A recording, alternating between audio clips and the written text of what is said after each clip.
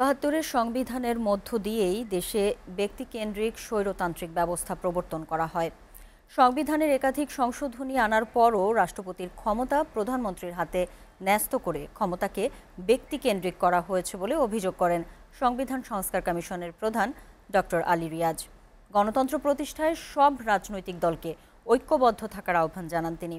এ সময় বক্তারা জানান, কর্তৃত্ববাদী রাষ্ট্র কাঠামো পরিবর্তন ছাড়া গণ অভ্যুত্থানের সাফল্য আসবে না। দেখুন সাজ্জাদ জাহানের প্রতিবেদন। গণ অভ্যুত্থান পরবর্তী দেশের সুশাসন ও গণতন্ত্র পুনরুদ্ধারে রাজধানীর ইস্কাটনের আঞ্চলিক লোক প্রশাসন কেন্দ্রে সেমিনারের আয়োজন করে centre for democracy and good governance. কঠিন শব্দগুলো বলা আমার জন্য অত্যন্ত। অনুষ্ঠানে বক্তারা গণতন্ত্র ও সুশাসন প্রতিষ্ঠায় রাষ্ট্র পরিচালনার সাথে জড়িত প্রতিষ্ঠান সমূহকে শক্তিশালী করার আহ্বান জানান। অন্তর্বর্তী সরকারের কাছে দুটি প্রধানতম চ্যালেঞ্জ, একটি হলো পুলিশের তথাকথিত চরিত্রের পরিবর্তন, কিন্তু দুর্ভাগ্যজনকভাবে এখন পর্যন্ত সে কোনো লক্ষণ পরিলক্ষিত হয়নি।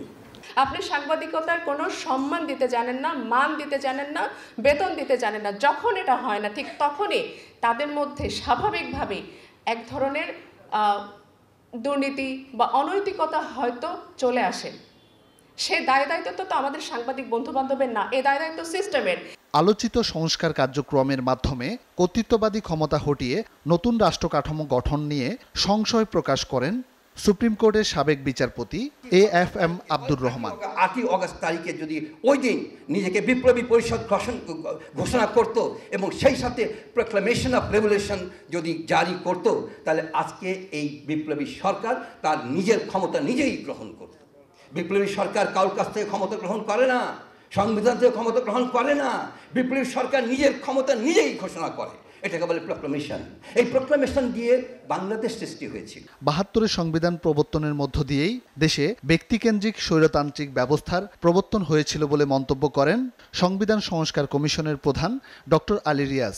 1972 সালে তৈরি করা সংবিধানের মধ্য দিয়ে যেদিন ওই সংবিধান গৃহীত হয়েছে, সেদিন থেকেই বাংলাদেশে ব্যক্তিতান্ত্রিক স্বৈরতান্ত্রিক ব্যবস্থা প্রতিষ্ঠার পথ উন্মুক্ত করে দেওয়া হয়। শুধু স্বৈরাচার শেখ হাসিনার পতন নয়, গণ অভ্যুত্থান পরবর্তী বাংলাদেশে গণতন্ত্র প্রতিষ্ঠায় রাজনৈতিক দলগুলোকে ঐক্যবদ্ধ থাকার আহ্বান জানান তিনি। শুধু ব্যক্তির অপসারণ নয়, কাঠামোগতভাবে বাংলাদেশের শাসন ব্যবস্থা পরিবর্তন, গণতন্ত্রায়নের যে সুযোগ রক্ত দিয়ে তৈরি হয়েছে, প্রাণ দিয়ে তৈরি হয়েছে, যে বিষয়ে রাজনৈতিক দলগুলোর মধ্যে ভিন্ন মত নেই। আসুন আমরা সেই জায়গায় এক থাকি।